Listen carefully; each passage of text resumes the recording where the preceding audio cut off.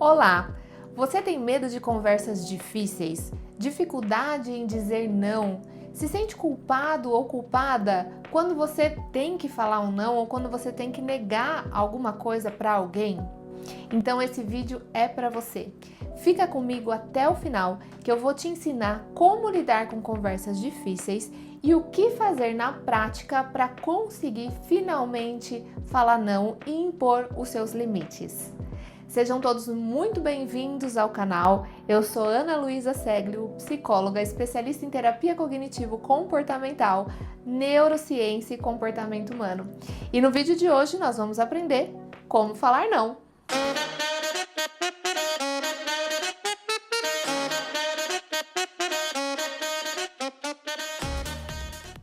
Por que será que é tão difícil falar não? Porque muita gente se sente culpado ou culpada quando precisa impor alguns limites.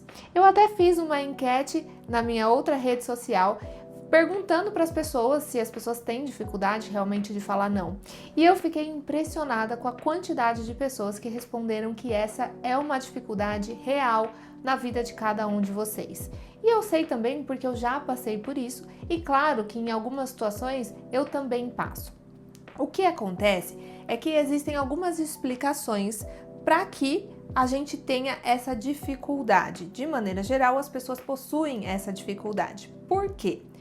Vamos entender inicialmente pelo ponto da neurociência.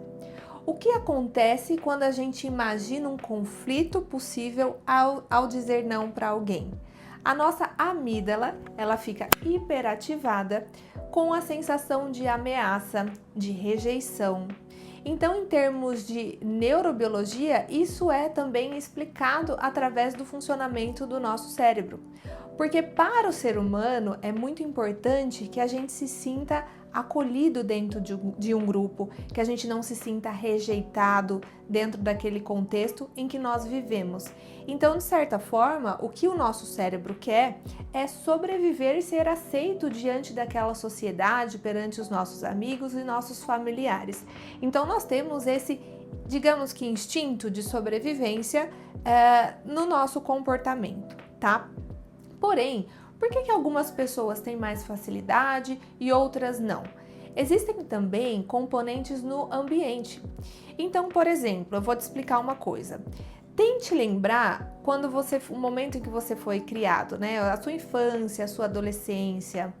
Geralmente, durante a nossa criação, os nossos pais ou cuidadores, eles acabam associando, não por mal, eles fazem, né, o melhor que eles conseguem fazer. E se você estiver me assistindo e você for mãe, pai, não se sintam culpados também por isso, porque as pessoas costumam fazer aquilo que elas acham que é melhor, aquilo que elas aprenderam. Então, o objetivo aqui não é culpabilizar, tá?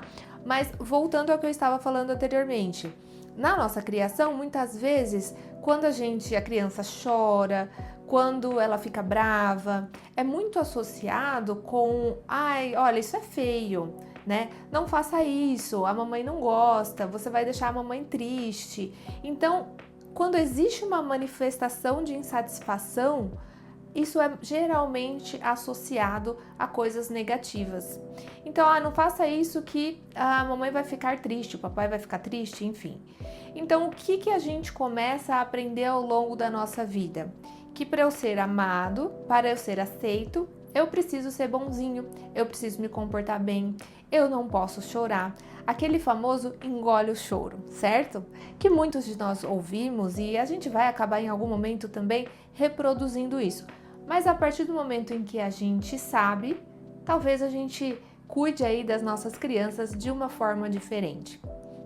E com isso, dentro da nossa criação, a gente vai desenvolvendo o que a gente chama na terapia cognitivo-comportamental de crenças. Por exemplo, eu não sou importante, eu preciso agradar para ser aceito. Se eu não fizer o que a pessoa quer, eu vou ser rejeitado.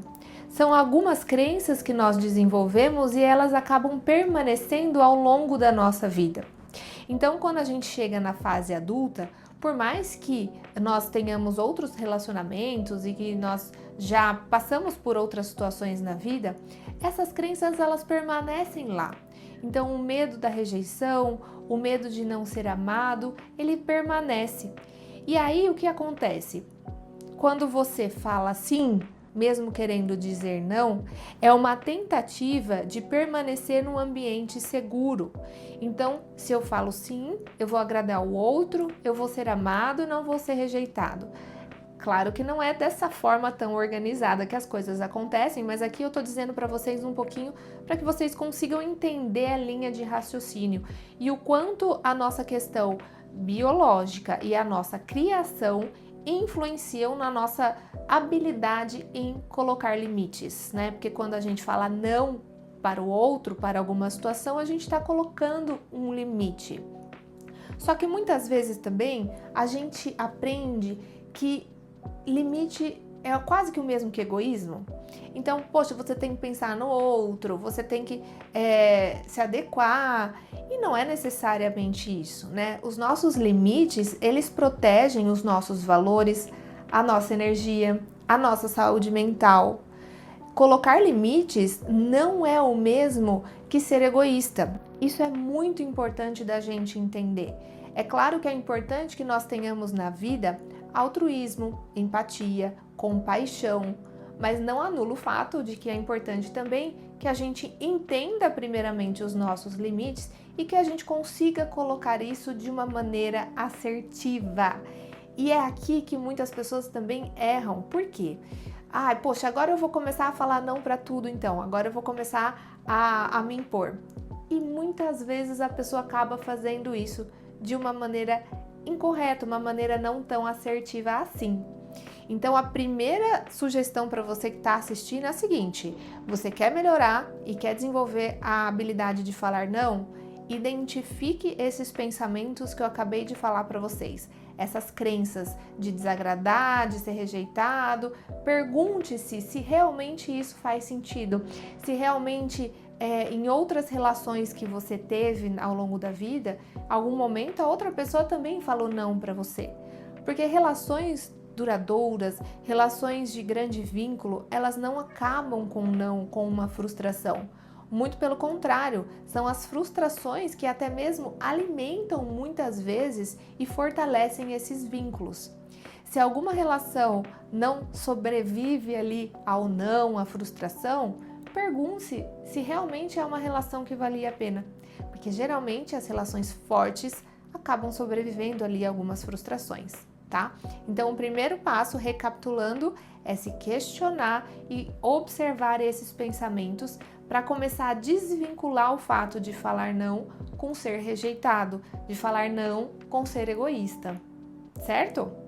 E agora, o segundo passo é como fazer isso. Muita gente erra em como fazer isso porque muitas vezes não sabe, não fez a vida inteira e daí é claro que é natural que você vai começar a tentar e às vezes não vai saber o que fazer. Então fica comigo aqui que eu vou te mostrar algumas dicas para que você consiga falar não de uma maneira assertiva. Então, uma forma assertiva de falar não muitas vezes é validar que aquilo é importante para a pessoa. Então vamos pensar no seguinte exemplo. Alguém convida você para um evento, para uma ocasião em que você não quer ir por N motivos. Então, muitas vezes a gente pode validar que aquilo é importante para a pessoa. Então, por exemplo, olha, eu sei que isso é importante para você, mas infelizmente eu não vou conseguir, porque eu tenho alguns outros afazeres, compromissos, e sem dar muita explicação.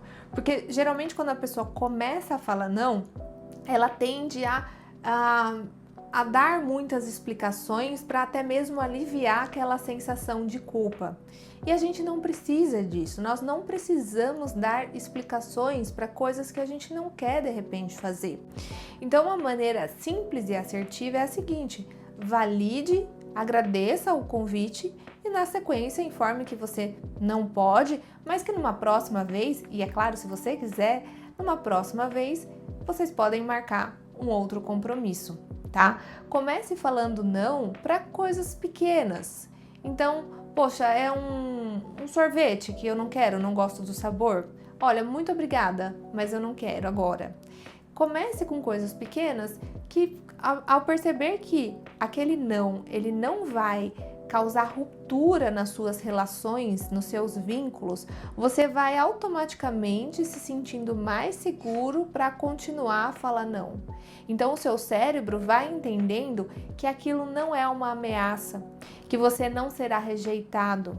E se porventura alguma relação ficar, acontecer algum rompimento por conta desses limites, é importante pensar se realmente aquela relação ela vale a pena e ela faz sentido para você na sua vida. Então perceba que nós falamos aqui de 2 pontos que não são dicas mágicas e elas também não vão acontecer de uma hora para outra. A primeira recomendação é entender como isso funciona e esse vídeo, o intuito desse vídeo é para que você entenda essa dificuldade em falar não e essa culpa que aparece. Na sequência, você pode questionar esses pensamentos, identificar de onde que você aprendeu isso e depois colocar em prática e ver, à medida que você se expõe, que não vai acabar o mundo, que as pessoas não vão gostar menos de você por conta disso. Então são coisas que aos poucos a gente consegue fazendo e percebendo que aquilo que a gente vivenciou na infância é diferente do que a gente vivencia hoje, né? A criança que você foi com medo do abandono, da rejeição, muitas vezes por conta de coisas que a gente vai ouvindo ali na nossa infância e adolescência, a gente não tem responsabilidade quanto a isso. Mas enquanto adultos, né? Eu e você aqui, enquanto adultos, a gente pode e a gente tem a capacidade e a habilidade para mudar esse cenário. Então, se esse vídeo fez sentido para você, curte, compartilha e manda para alguém também que sofre em falar não e acaba passando ali seus próprios limites para agradar o outro. E o que eu costumo dizer muito, até mesmo nas sessões de terapia, é que quando a gente fala muito sim para o outro, geralmente a gente fala não para nós mesmos. E é importante que a gente se priorize e isso não é o mesmo que ser egoísta. Então espero muito que esse vídeo tenha te ajudado. Me conta aqui nos comentários o que você achou e eu espero que você consiga impor e colocar os seus limites na sua vida. Se você não consegue, se você percebe que é muito difícil, sofre muito de sobrecarga, entende que as coisas estão ficando muito pesadas, né? E tá difícil de conseguir isso sozinha ou sozinho, procure ajuda profissional, procure uma terapia, porque sem dúvida nenhuma a terapia cognitivo-comportamental e a psicologia baseada em evidências pode te ajudar, tá certo? Então, obrigada pela atenção de vocês e até o próximo vídeo.